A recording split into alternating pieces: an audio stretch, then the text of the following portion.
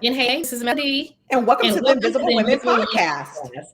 Today we have with us Nkechi, aka Corporate Curly. She is an HR Woo-hoo! professional and a social media maven that is pushing the bounds on corporate fashion and hairstyles. We are so excited to have this queen here today. Hello, hello. Hello. Welcome. Thank you so much. I appreciate that intro. Thank So my you. name is Nkechi. I am a corporate HR professional full time. Like they mentioned, I've built a community through my brand called Corporate Curly, which is just such a passion to me. It's crazy because I watched a video that I created like back in 2017 about like, oh, what I wanted to be and all that. And I was like, whoa, it's crazy how you can really manifest something that you feel so passionate about. So Oh, I've yeah. been doing this for about 5 years. I work in corporate America full time, and I really just wanted to create a platform and a community just based upon my experiences. And so many other women of color, women that look like me, can relate to this experience just around natural hair in the workplace, office fashion, career scenarios and situations, navigating through these weird scenarios that we come across sometimes. So it's honestly been a beautiful journey. It's been a really beautiful journey. I love it. I love it. So we have a corporate HR professional in the house. and so, I love your TikToks. I was just talking to my sister about that. For all our listeners, if you don't follow her, where can they follow you? What is your TikTok username? Yeah, it's corporate curly. So I have a TikTok. I'm still growing Okay. on the platform, so please follow along. My blog is corporatecurly.org, and then my Instagram is corporate_curly. And then I have a YouTube too, but you can just search corporate curly. So it's all corporate curly. Nice, nice. Love it. Just keeping it rolling with the corporate curly. You guys got to follow her. She has some great content out there, some perfect content. It'll get you through your day. Well, one of the things I would definitely say, like I said, I enjoy your social media as well, that you inspired me because, I have a corporate background, been in corporate America for about 20 plus years. And just starting off, in my younger years, corporate America was very, buttoned up. But I like the way that you kind of show up and give us some fashion to where we can still, be our authentic self, Mhm. still show up in a professional way, right? And one thing that comes to mind, even when you talk about like natural hair, starting off for me, even like I got my braids in, and I would never rock braids back in the day because it just wasn't deemed as professional. Do you Mm. agree as an HR professional? Just not that no one ever said it, but it was like we just kind of knew as Black women when you come in, you kind of needed to kind of Yeah. assimilate to it. I would have my little slick hairstyle, but probably about the last, I would say, 5 years, I'm like, I love my braids and I spend enough Yeah. money on them that I show up and I'm still professional. Amen. I love seeing our Black women show up in their natural hair and just feeling comfortable in their skin. Yeah, I agree with that. And I think it's so crazy because when I was starting out in the professional space, like Yes. my friends and Uh-huh. I, we would just, we were going into our interview processes and then we were just thinking, we were talking about our hair. When Okay. we should have been Yeah. talking about our interview, we should have been talking about our skill sets, our answers, what we're going to say. But we were Right. focused on our hair. And I just think to myself, like, does any demographic of people go through that? And why do we have to go through that?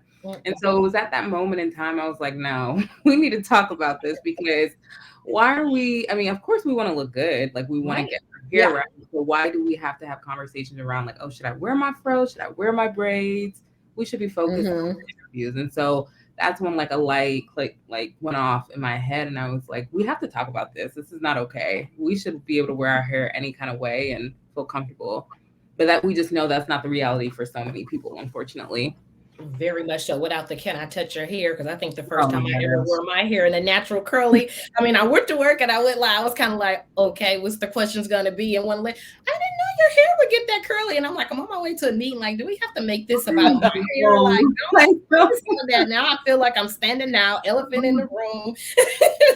Yeah, and I mean, even though this is what my brand focuses on, I still have those feelings. Like Okay. my hair is so big. Sure. It is, and it's beautiful. So Yeah. it's just, a lot of times, like I do wear natural styles, I wear protective styles, but sometimes I even think like, do I want to get the questions today? I just want to slick my hair back in this bun and just go about my day. And yeah, I mean, it's even something that I'm still working through as well because I shouldn't I have to. think that's awesome.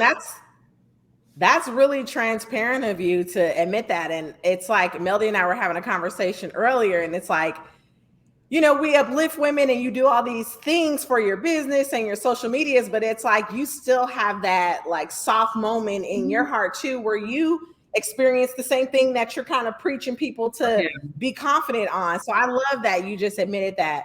I know for me, I guess hair has been somewhat of a thing at work, but after a while, when I started to work like more and more in the tech startup industry, I would notice how they would come to work with purple and green and pink and orange and black and orange and black. I would be like, they can come in here however they want. And here it is, we're tripping about if our hair's too big or if I got a little blonde streak in it, is it going to look unnatural? But I do have this story to share with you guys really quickly, and you can give me your thoughts. So I worked at this company. It was in the city. It was, yeah, I don't even want to say any names. But anyway, when I first started the job, the manager actually read out to me what I could not do. One of her things was about hair, natural hair color. She was like, you have to wear your natural hair color. You can't have any like dyes in your hair, any reds. She specified reds or blondes. She said you can't have like any like fake hair in your hair. Yes, this is the list that she read out to me.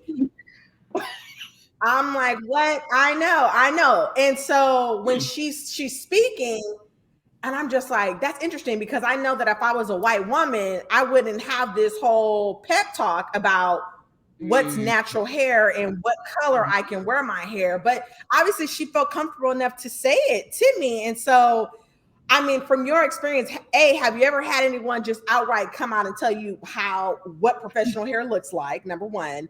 Number two, like in that situation, what do you think you would have done? I mean, for me, I was just taken back. I was just like, okay. Wow. That is I know, right? That is so mind blowing to me. People get crazy with it. I promise you they do. Yeah. So no one has ever told me those things. And maybe because I'm in HR. Yeah. So right? That might probably because you're in HR. What policy are you referring to? So that's never been my experience. But I guess I'm thinking about if somebody were to experience this, like there would have to be some correlation or very objective, specific reason as far as like, why is this a policy? Right. So I can't think in my mind, like why hair color would have an impact on somebody's role and responsibility. The only thing that I can think of is if somebody is an actor or an actress and they play a specific role that their hair needs to be a specific color for that character. Outside of that, I could not think about why color would ever have an impact on somebody's job. So when it comes to styles, the only time that I can think of like, okay, there's relevance to not even the style, honestly, maybe the length, because if there's safety hazards or if there is, a potential risk for somebody to have hair so long that it could potentially get caught in a machine or something if you work in a factory. Or I guess if it's big to the point where your hair really could legitimately get caught in a machine, there's a potential safety hazard. But outside of those two things, there should never be, in my mind, there should never be a specific reason as far as why you're telling somebody how they should style their hair, what color of hair they should have. What? She said it. I cannot make this stuff up, you guys. I mean, but there are also companies where they have very conservative styles, but there's no objective reason why it has to be besides like this is my opinion on what you should look like, which that serves no purpose to your job. Right. So, and to your point, it was a really conservative place. Like it was like borderline dealing with like political figures, even though I was like in the corporate office, like we were dealing with political figures and like some celebrity figures, but still it's like, why do you feel the need? There's no real reason. Okay, so my feelings are justified. You asked me another question as far as like, how would you go about handling that? How would you? I mean, I would ask the question, like, what does this have to do with either the safety of my job? Have any receipt? The safety of my job, like legitimately, because because at first I thought about where is this written down in a policy? And it actually could be a policy, but that doesn't mean the policy is right. So I would ask, like, does this Yes. have anything to do with the safety of my job? And if they probably will say no. And if it's just, this is my preference, well, there's something wrong with your preference. And then you need to escalate that to HR, to be honest with you. Because I just can't think of the reason why. Yeah. Well, one thing I guess we can see, and for all of our listeners, this is key. And this is why we do this podcast, to do what? Reclaim our time, reclaim our power, and reclaim our confidence. Because this is what I'm getting from Corporate Curly, is that you need to know how to have that comeback game. When somebody comes to you and telling you something that just sounds outright crazy, you know, of course you're going to articulate it and be professional with it, but ask those questions. Wait a minute, what policy is this? Why are you directing it towards me? So you got to know how to come back, because like she said, from an HR perspective, there are rules to this stuff. You can't just go around just saying what you want to say just because I'm Black and you know that I'm gonna wear my hair all kind of different fly ways. You know what I mean? But you know, I think the crazy thing about where we're currently at just within time is that some states don't have laws protecting people with naturally curly or coily hair. Like some states, it's still legal. Is that the Crown Act? Exactly. So it's not passed in all states, and I haven't looked at it recently to see how many states that it's passed. But in some states, they could actually discriminate against somebody based upon the style of their hair or the texture of their hair, which is, it sucks. Like it really sucks. It does. It does. So while it's like it could be a policy in somebody's company, like they might have the right to do that legally. I'm no attorney. Yes. The Crown Act isn't passed in all states right now. So that makes it also challenging, because the company could say, yes, upon our preference, like we want you to have this type of hair in certain states, which is just crazy. Like it's the craziest thing ever. And thank you for introducing that. I know the Crown Act. Mm-hmm. Yeah. And see, we're right here in the Bay Area. So Holly is right up in Sacramento who passed it. So I know that the Crown Act is existing over here. Yeah. So why that manager felt the need to step over those boundaries, I don't know. But I'm gone from that company anyways. But, you know, all of that is recent. I think our listeners... The Crown Act, I think, passed in like 2019. So we're still kind of young with that. And then we've been out of like being in the actual space. At least most of us in the corporate space, we're being like remote, right? So these days you probably don't even really need to turn on your camera. So you could just do what you want to do. But we'll see how all that changes once most people go back into the workplace, right? It's like, can we show our authentic selves? Because then that kind of moves me to the next question about code switching. You know, I kind of, and like I said, like, I know like certain things that we see, like Monica, you mentioned in the tech culture, right? That you can be much casual than back in the day. So like my first kind of experience at corporate was more in banking, and it was very, you know, stuffy. You couldn't have piercings, you couldn't. And now, you know, when I show up to work, I see people with tattoos. And to be honest, I had my nose pierced early on, and I took it out because you couldn't wear it at the bank. So now when I see people, I'm like, mine's done closed up. I'm kind of like, my little acceptable now. But back then, you could not. It just was not professional. And then being a Black woman, it was more like, you know, ghetto, but versus some others can wear it, other cultures can wear it. And it's like, it's part of their culture. It's like, well, it's part of my culture as well. Oh, that brings me to this other story. Okay, wait, because we got an HR professional in the house. I got to tell you this story. So this story, truthfully, happened. When was that, Melody? When did I tell you that story? 2017? Okay, I was working at this tech company, again, in the city. I was managing, and then they had another AP manager, right? And she was a, should I say, colorful dresser. What I mean by colorful, she would wear different things. Well, she had a thing for velour sweatsuits. Okay. She was a shapely woman. She was a Black woman. She had her curves popping. Okay, now listen to this story. Seriously, this is a real story, you guys. She was a curvy woman. She used to wear her velour, right? She got fired. The CFO told someone that ended up telling me they let her go because he couldn't stand the way that she was dressing, wearing those sweatsuits to work. Yikes. So she got fired because she wore velour sweatsuits to work. And the CFO said that he did not like that, that he was annoyed by it. Black woman. I mean, she was shapely. You know how we are. We have our curves. She had curves. Mm-hmm. So her velour, her velour suit, you could see.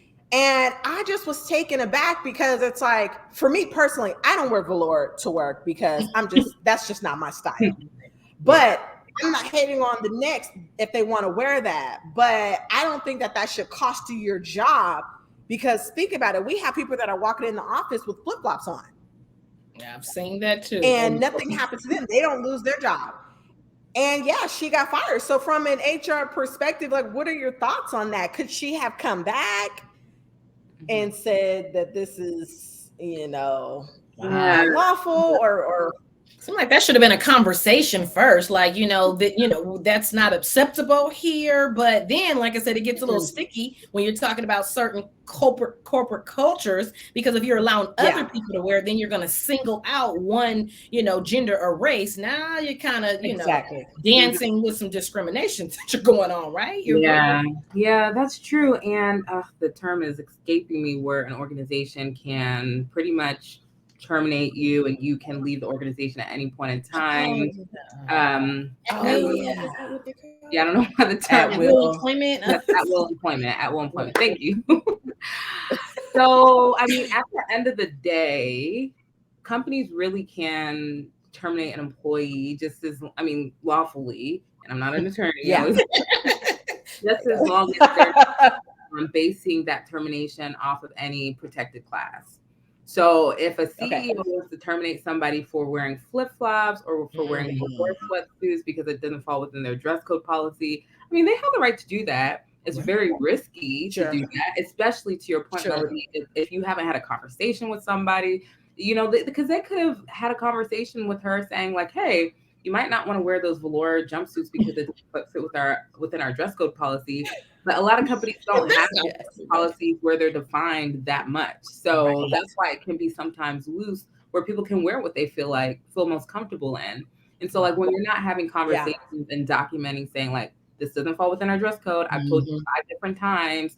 Now you've gotten to a point where you've been coached and we want to terminate you because this doesn't fall within what we want our employees to look like. Then it's risky, because you could come back and say, actually, Haley wore velour jumpsuits just as much as me. Why are you terminating me?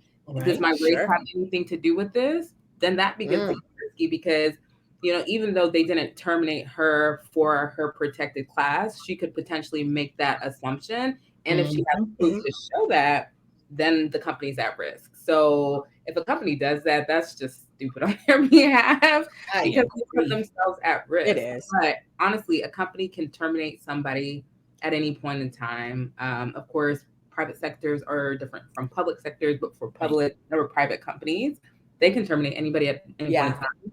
But it'd just be risky to do that, without any documentation or any coaching or anything like that. So but once again, like you say, you as the employee have to have a lot of documentation to prove it. And I think most companies know that as well. And so that's why, look, when we're signing all those forms, when we take on a job, you better read the fine line and say at will employ, because that means if I find a reason that I don't think follow my policy and I want you to be bye-bye, then it could happen. And you're gonna have and sometimes it's so hard and sometimes it's so hard to prove these things. Like if discrimination is truly happening, it's hard to prove it. Like we do not have any, like documented pictures, anything in writing. Like it's hard.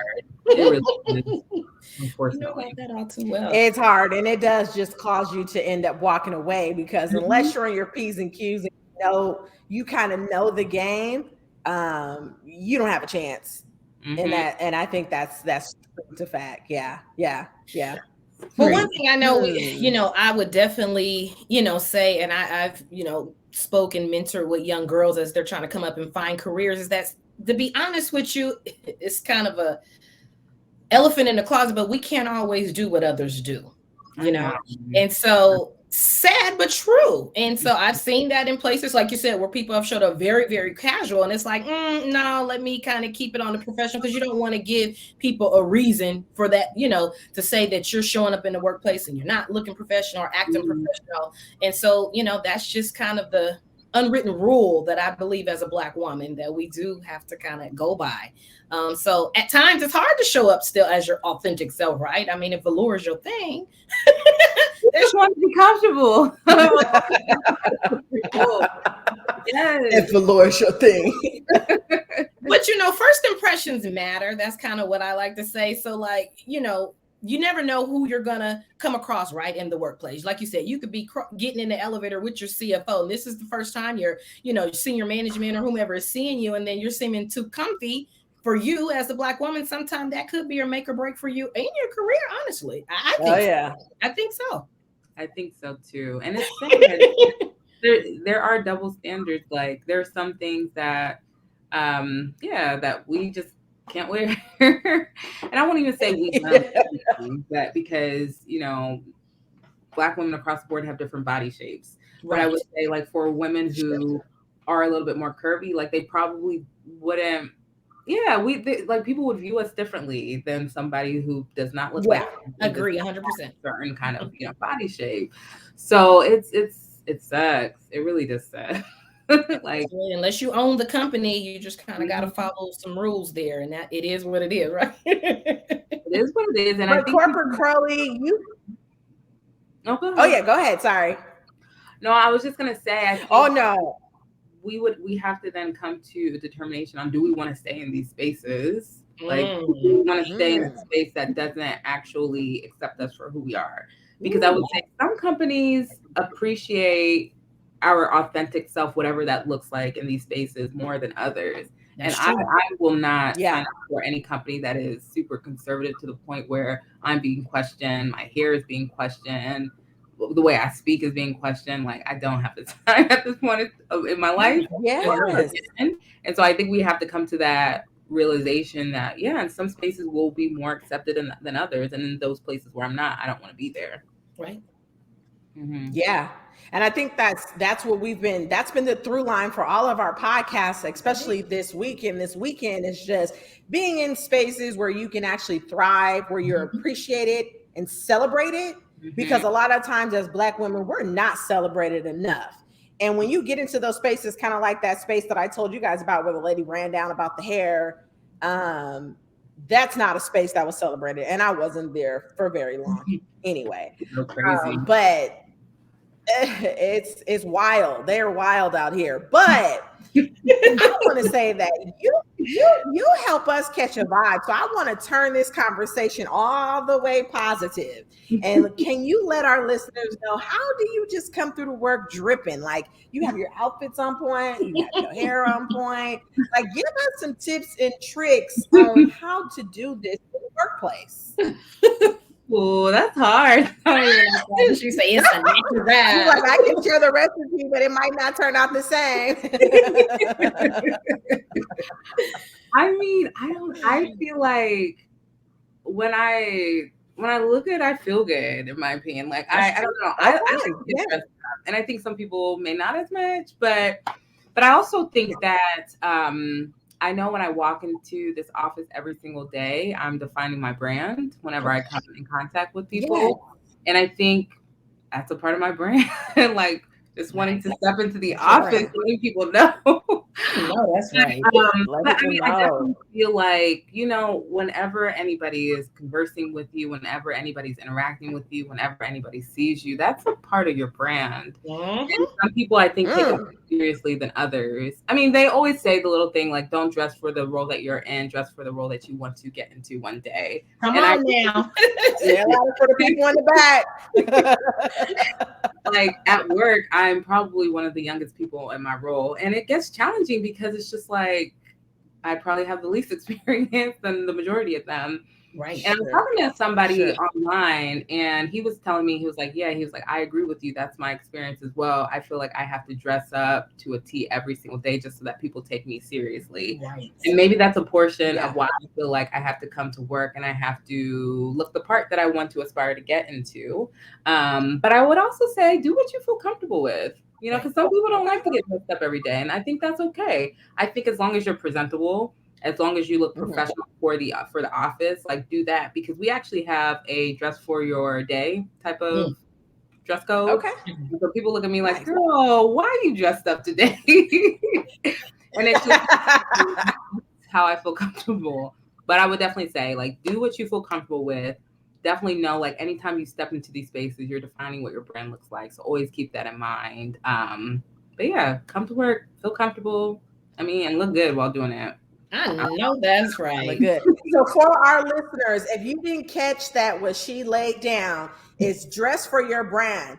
Even if you don't start, and they're not starting your own business right now, it's still, people remember you. The first impression is always everlasting. So you want to come through in your velour and your flip flops, you can do that. That's very comfortable, but just know that's how people are going to have a snippet of you when they think about your name.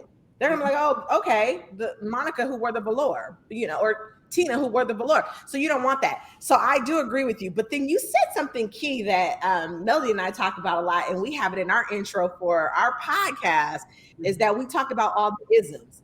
And ageism is real. And I think that when people think of ageism, they only think about, oh, when you're 50 or 60 or 70 in the workplace and everybody's 30. No.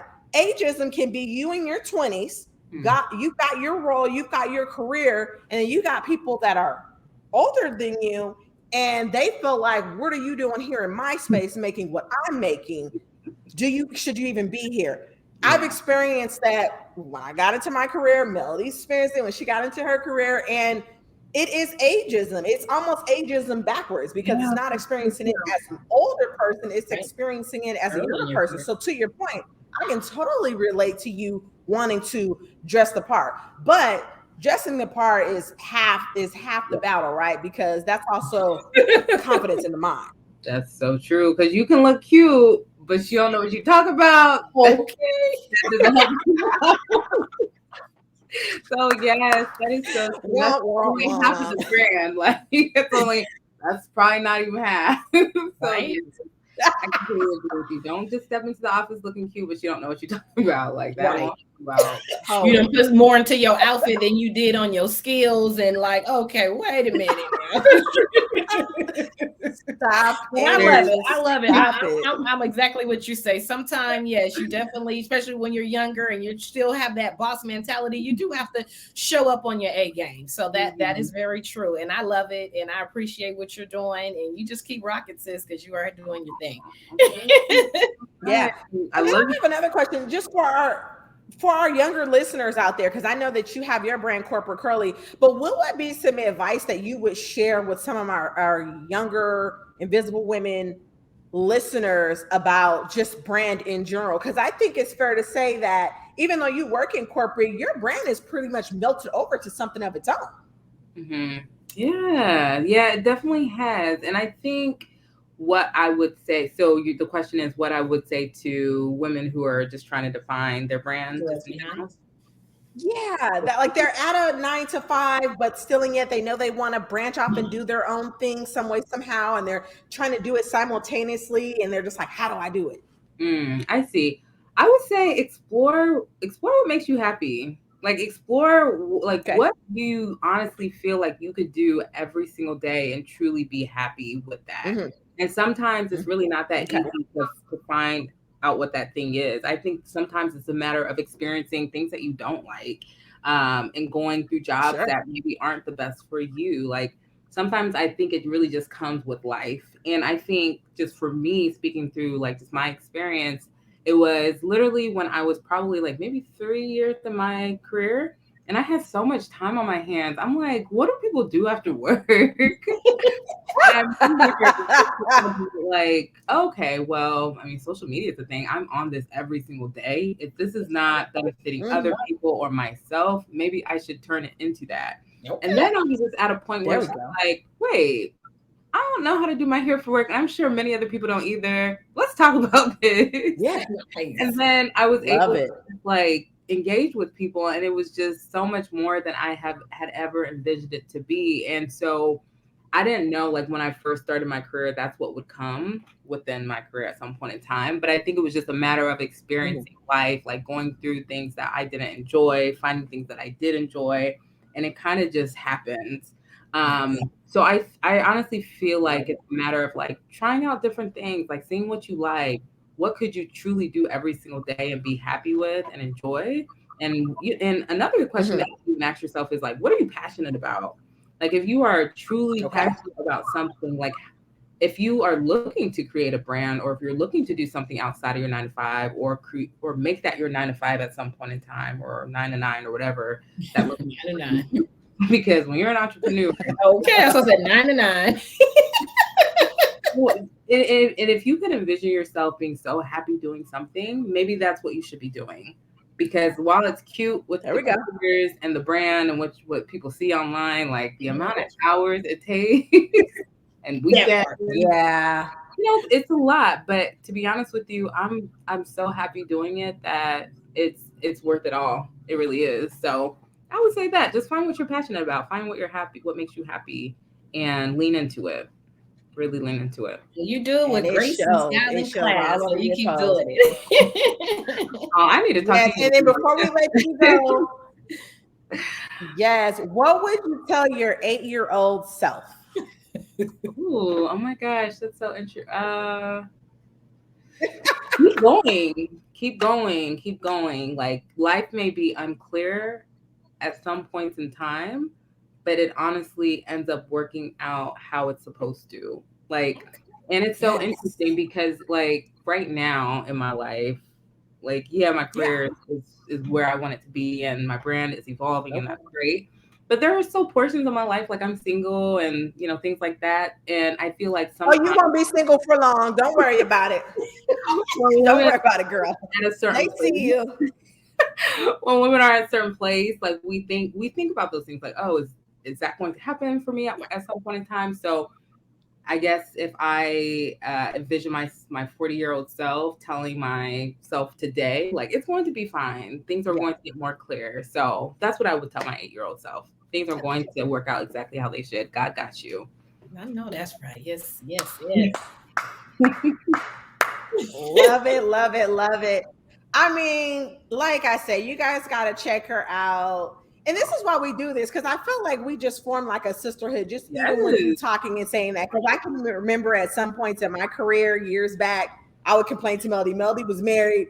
I was single. And I'd be like, everything is going good. I'm making what I want to make, but I'm single. So it's coming. They see you. Girl, you good. You good. You got it. You got it. And then, and like I said, this is what we do for our listeners, because there's so many other women out there that's talking about it. Maybe they're talking about how they want to marry their brand with their 9 to 5, or like they're like, oh, I got this going on, but how do I get that going on? And so just these conversations, I just love it. It makes me feel warm and fuzzy inside. Yes, I love this. Thank you guys so much for having me. I definitely look forward to staying connected. So I really appreciate you having me on to your platform. Yay. And then can you please tell our listeners one more time before we go, what's your website and where can they find you? Yes. So my website is corporatecurly.org. My Instagram is corporate_curly. I have a YouTube and a TikTok. You can find me all at corporate curly. So thank you guys. There you have it. Thank you so much, and have a good rest of your evening. We appreciate you. Thank you. So nice to meet you guys. Bye. Bye. Okay, bye-bye.